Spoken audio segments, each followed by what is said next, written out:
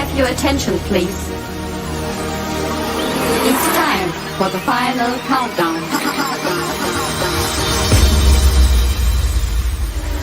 The show starts in 10, 9, 8, 7, 6, 5, 4, 3, 2, 1, go!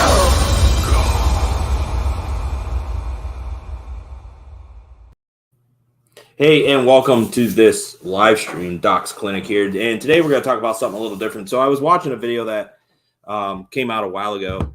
And again, you know, we've seen it in the press and whatnot, talking about our infrastructure and how we can fix it. And a lot of people think, well, it's just raising the gas tax. Well, raising the gas tax, the federal gas tax, isn't going to help it, because as gas prices increase, less people are going to drive as the discretionary driving in trips, driving just to drive, and such, because our gas prices have gone up so much. So in thinking about this came to me probably end of last year. I was reading something, Biden had suggested this driver's fee and such. Well, I thought about the same thing, and there's a video that I have downloaded that I actually want to show here. I gotta find the right video here, and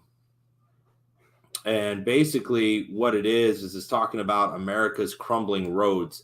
And I want you to listen to this, and then what I'll do is I'll kind of go over my plan. Feel free to discuss, put questions and such in the chat. But let me go ahead and so I want to put this video file in here, and so we'll go ahead. 60 Minutes Rewind. There are a lot of people in the United States right now who think the country is falling apart. And at least in one respect, they're correct. Now, as you see, this is back in November 23rd, 2014. So again, during this time, we're talking at least three presidents. So end of Obama, then Trump, and now Biden. So we'll go ahead and we'll go into this a little further. Correct. Our roads and bridges are crumbling. Our airports are out of date. And the vast majority of our seaports are in danger of becoming obsolete, all the result of decades of neglect.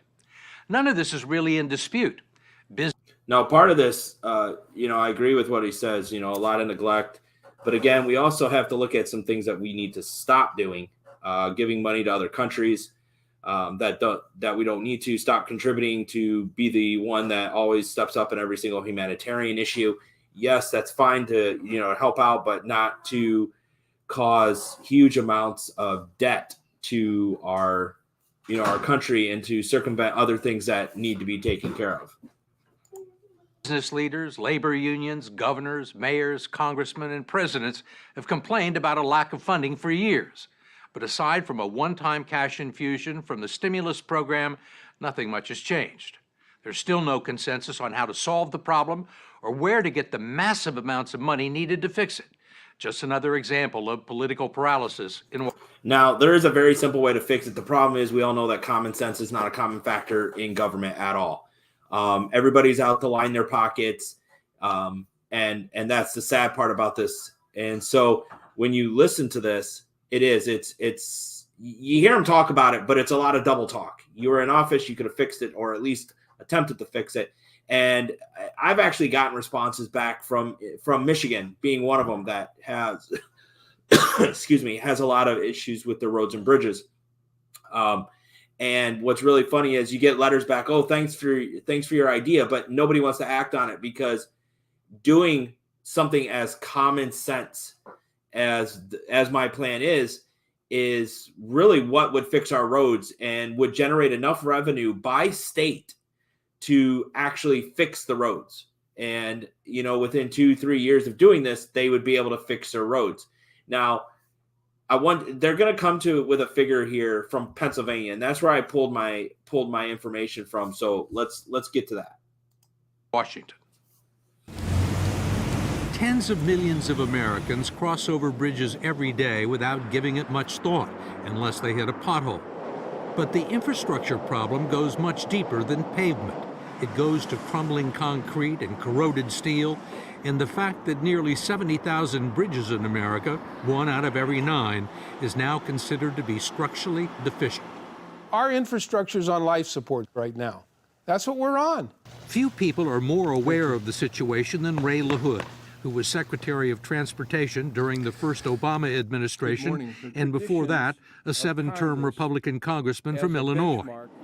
He is currently co-chairman of Building America's Future, a bipartisan coalition of current and former elected officials that is urgently pushing for more spending on infrastructure. According to the government, there's 70,000 bridges that have been deemed structurally deficient. Yep. What does that mean? It means that they're bridges that need to be really either replaced or repaired in a very dramatic way. They're dangerous. I don't want to say they're unsafe, but they're dangerous.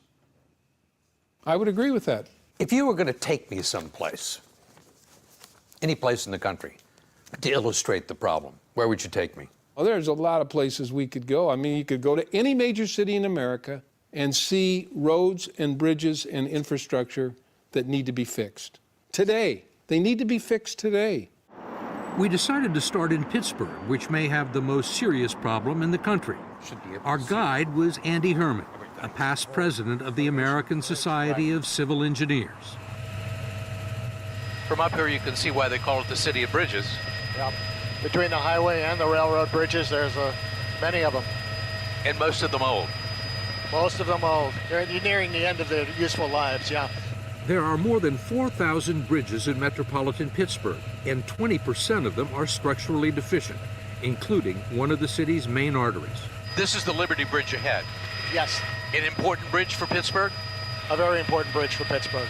A connection from the south to the city itself and then to the north. It was built in 1928 when cars and trucks were much lighter. It was designed to last 50 years.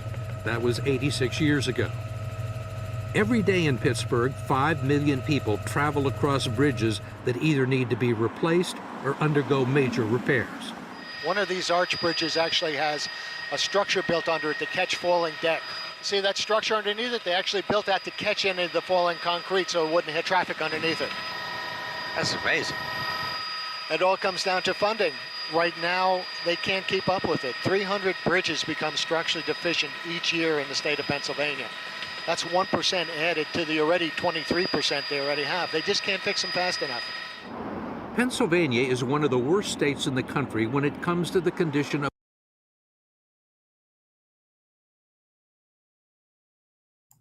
Now, you heard what he said. A lot of that is based on the weather, too. You got to understand states like Pennsylvania, Maryland, Michigan, Ohio, they deal with really wicked weather systems.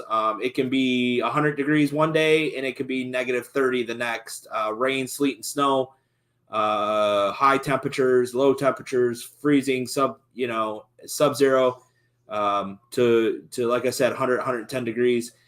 You also have to deal with the chemicals that are being used to melt snow and ice on these roads during the wintertime. That's something else to look at, is these chemicals and solutions they use does start to eat and deteriorate on the road. So that is something to look forward to or look at as well. of its infrastructure, and Philadelphia isn't any better off than Pittsburgh. 9 million people a day travel over 900 bridges classified as structurally deficient, some of them on a heavily traveled section of I-95. Ed Rendell is a former Democratic governor of Pennsylvania. How critical is this stretch of I-95 to the country? It's the nation's #1 highway. 22 miles of it goes through the city of Philadelphia. There are 15 structurally deficient bridges in that 22-mile stretch, and to fix them would cost $7 billion to fix all of the roads and the structurally deficient bridges in that 22-mile stretch. Rendell says no one knows where the money is. Okay, so with that, what we'll do is we'll go ahead and we'll get that out of there. So there's a very easy way to fix this. Raising the gas tax, they would really have to raise the gas tax to take care of that. Now, $7 billion, that's back in 2014.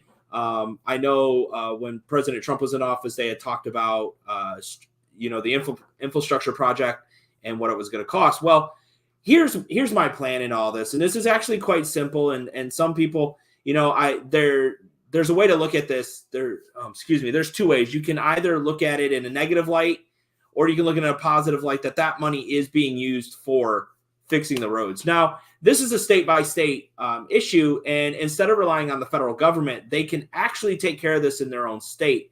Now, what the plan is I'll give you, for instance, in 2016, there were 4.59 million registered cars in the state of Pennsylvania, okay? That was, again, 6 years ago. Now, I'm sure that number has kind of stayed the same. It may have increased. So I did a little research, and basically what my plan is everybody in the state, and there's more to this, but the gist of it is at the beginning of the year, there's $1,000, I guess, fee, whatever you want to call it, added on to your registration. Okay, you pay your plate, and you have this other $1,000 charge. Now, there's a way of taking care of this. I've put in my plan that to pay this, they can pay it all up front. They can defer it to their next tax return. They can pay it monthly. They can pay it quarterly. They can, pay it every 6 months, however they want to do that. And so in that, just taking Pennsylvania, when it back in 2016 with 4.59 million registered cars, and that includes taxis as well, you're looking at $4.59 billion, okay, in 1 year. Now, he just said, and this is back in 2014, I'm sure the numbers probably increased, but again, if you look at that is over half of what he said needed.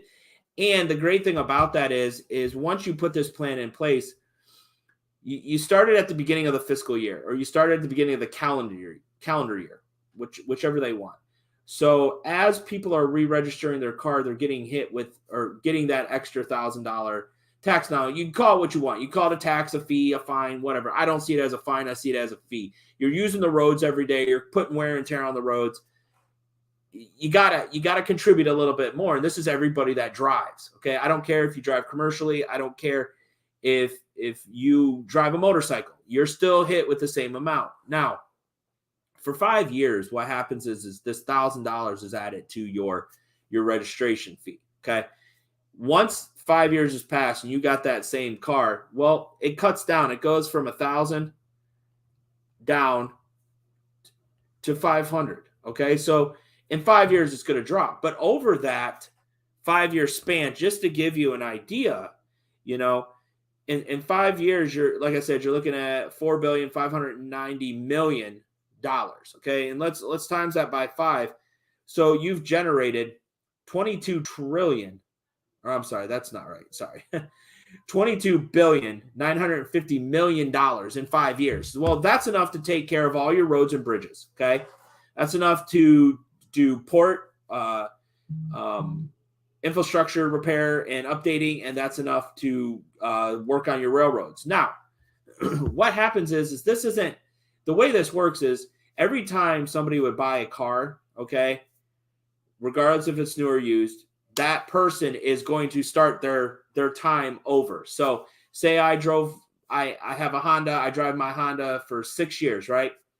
I paid my $1,000, my 6 years, I turn around, I sell it, but I was at the 500 mark. So I still have to pay that, okay? Now, if I go buy a new car, that $1,000 starts over again. That's just how it works. You bought a brand new car, that's brand new registration, brand new number, brand new plate. So those fees happen. But for those cars that are staying with the same person, the same owner, over time that starts to drop. After 10 years, that same car has been on it, it drops down to $250. After 15, it's no longer generating that money.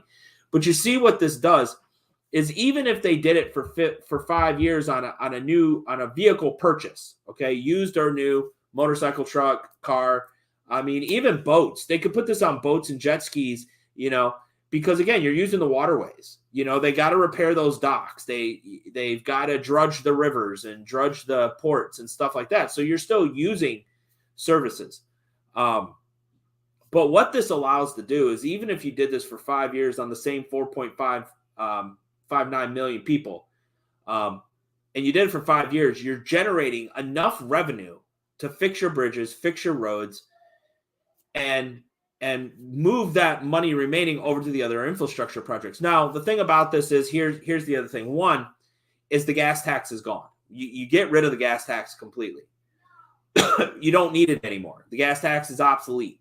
It's a one straight fine or fee. I don't like fine. Fine's not the word, but fee every year. It hits your registration, and like I said, you pay it monthly, you pay quarterly, however you want to do it. However, the gas tax is gone. Federal and state gas taxes are gone. All right.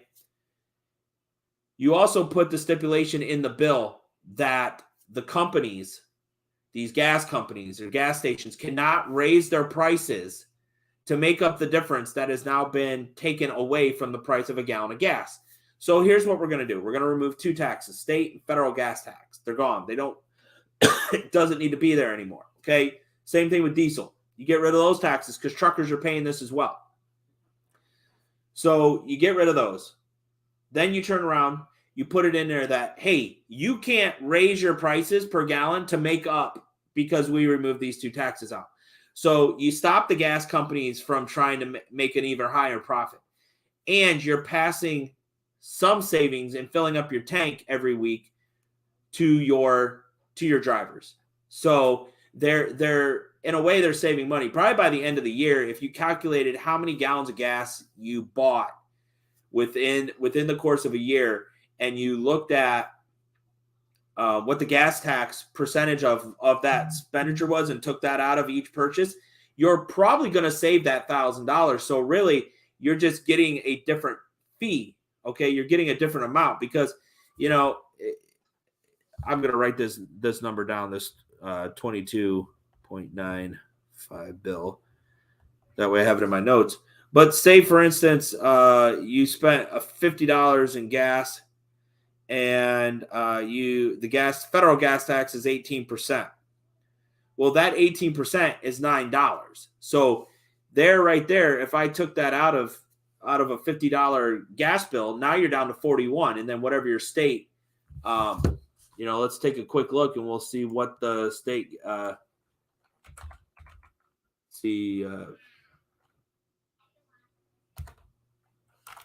Pennsylvania state gasoline tax. So Pennsylvania's got one of the highest, and they have it at 59 cents a gallon. Okay. Now they're trying again to make it up. So you're paying 70 cents per gallon of gas just in tax. So let's, like I said, let's think about this here. So we know now that if I say I have an 18-gallon tank, right? Well, 18 gallons times 0.77, that's $13.86 that you're saving every time you fill up your tank because you've removed the state and the federal gas tax. Now, that's an 18-gallon tank. All right. So say, like I said, say gas is, we'll do $4.25 a gallon. Okay. So if I do $4.25 times, 18, that's $76.50, right? Now I'm going to go ahead and I'm going to times that by 77%.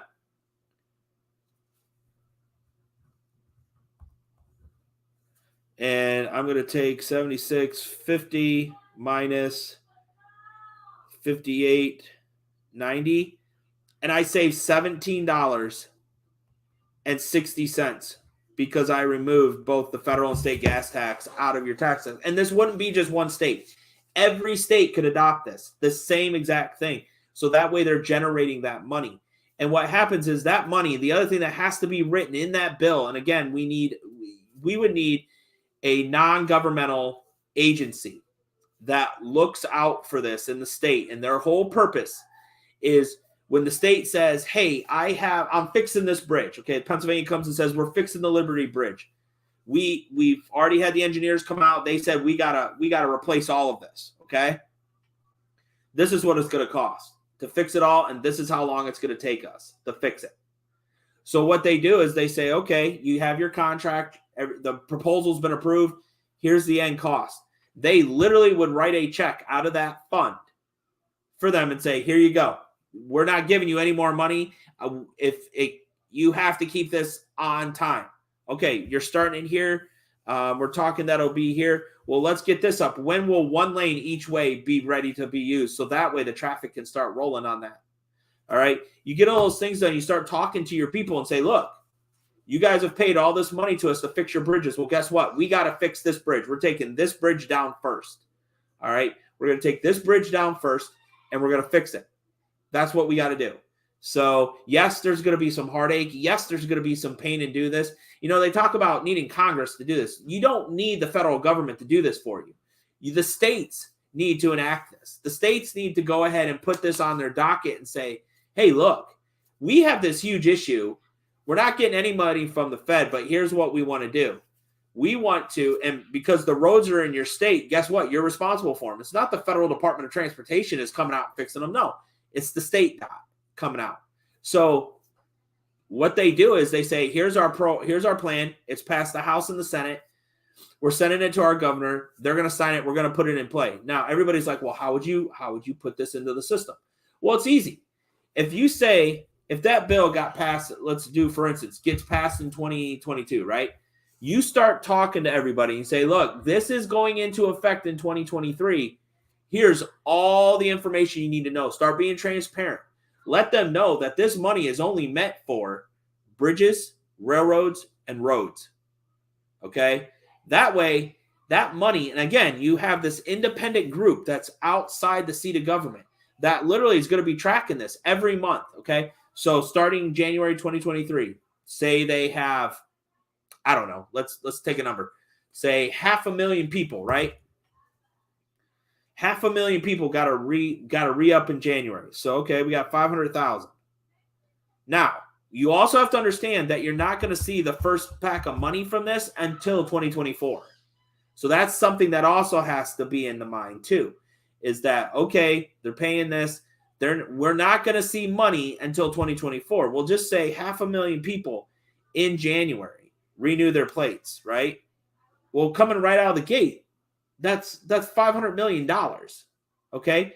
So as you look at that, this independent group would be literally tallying it and saying, okay, January, even though they're going to pay it across the year, so we wouldn't see this money until January 2023. And you're going to have those people who are like, hey, yeah, I'm going to pay it every quarter. So you start seeing that money come in every quarter. Or they're going to pay it, they're going to defer it to their tax returns, or it goes to their state taxes. However they want to do it, they're still going to have to pay for it. They don't get out of it, right? So this money comes across. Now they're starting to see funds come in, all right? February, same thing. Now you got $1 billion sitting in that account, all right? So now what this board can look at, because during 2022 or during 2023, you have these people, you have these engineers going out to these bridges saying, okay, yeah, out of all our bridges, these are the worst 2 or the worst 3, and this is what it's going to cost.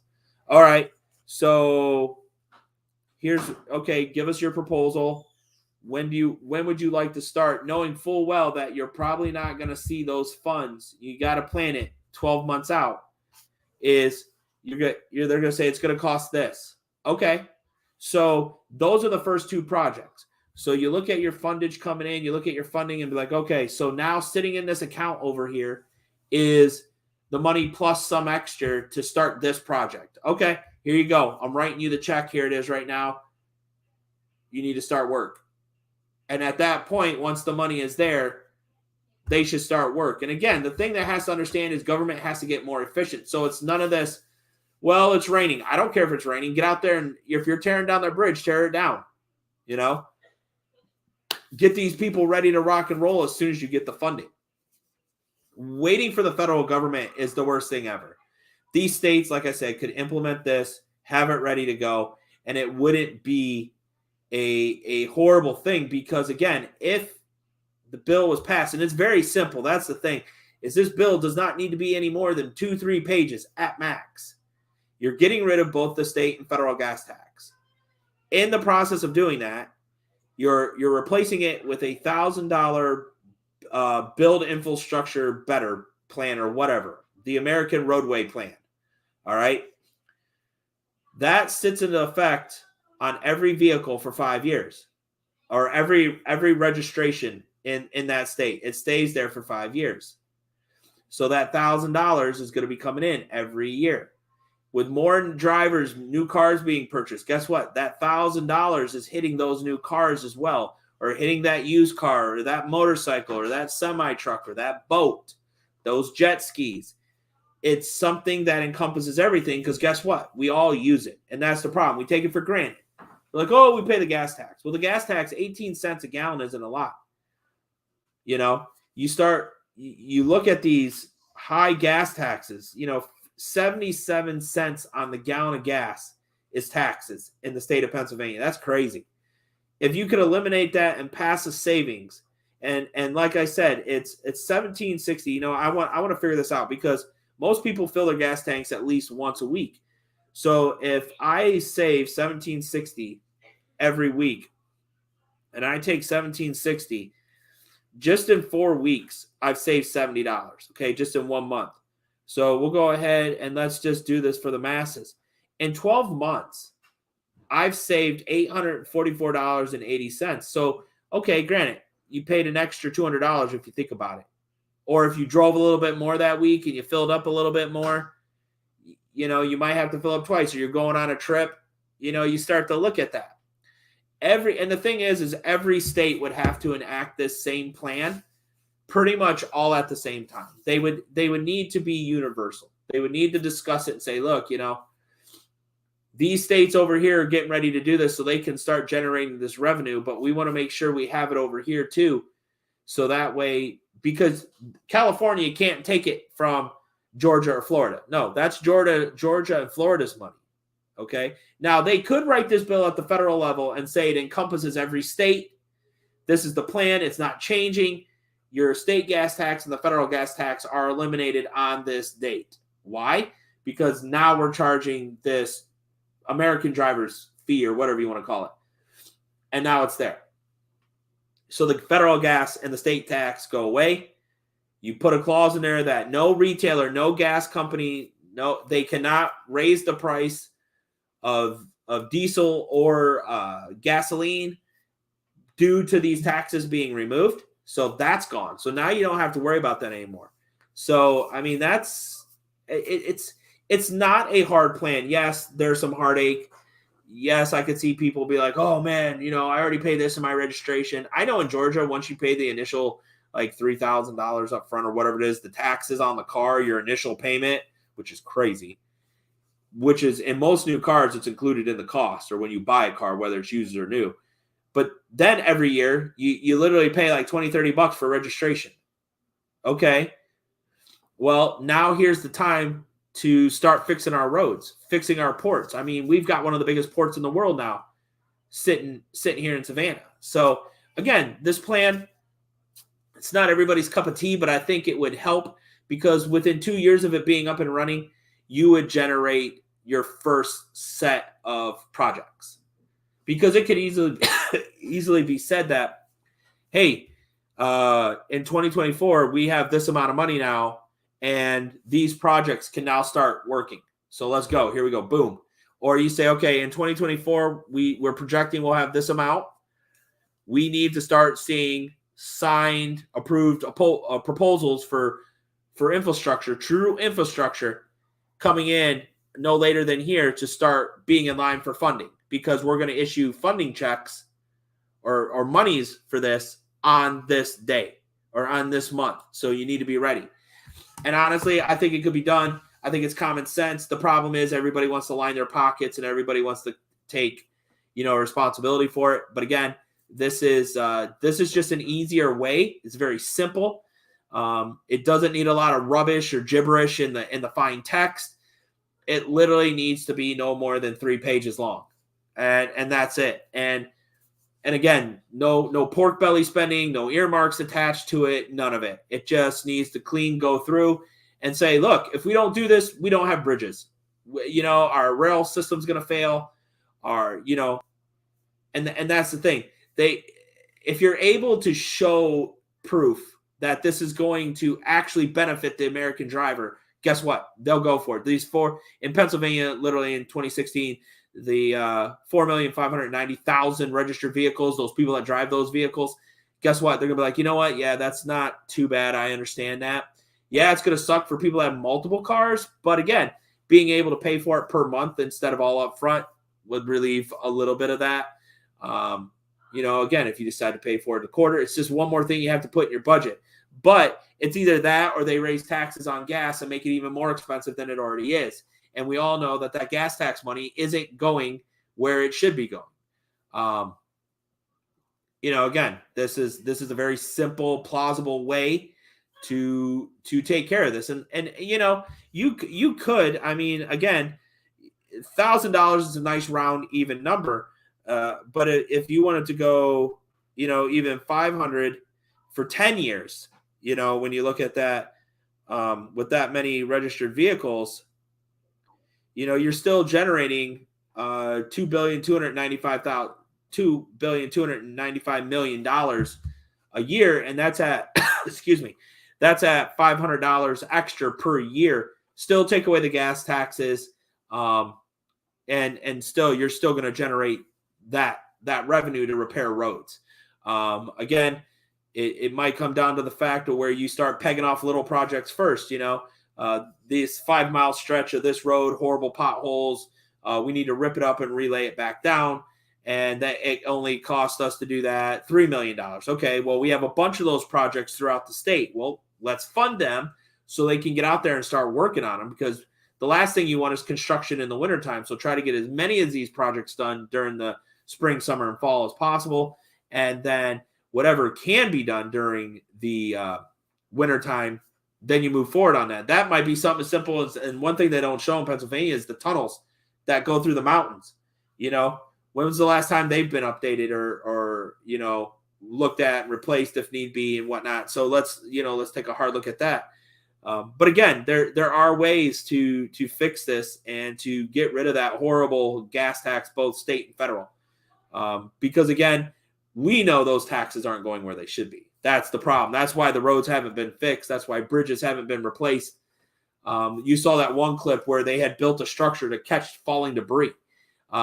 That's a stop go. So the money you spent to fix that, put that there, could have been used to fix that bridge, or at least start working on it. And it does. I hate to say this, but the larger cities in America, that's where that money needs to go to first. All the surrounding bridges. That is a huge thing. Get those bridges fixed so that way they can handle infrastructure. And as this money keeps coming in, as time shifts, now you implement preventive maintenance so you don't have to worry about those roads and stuff falling apart. So again, I appreciate everybody showing up, being on the video and listening to me talk about this. But again, let me know your thoughts and comments there in the chat or after you watch the video, and I'll talk to you guys later. Doc out. Ladies and gentlemen, may I have your attention, please? It's time for the final countdown. The show starts in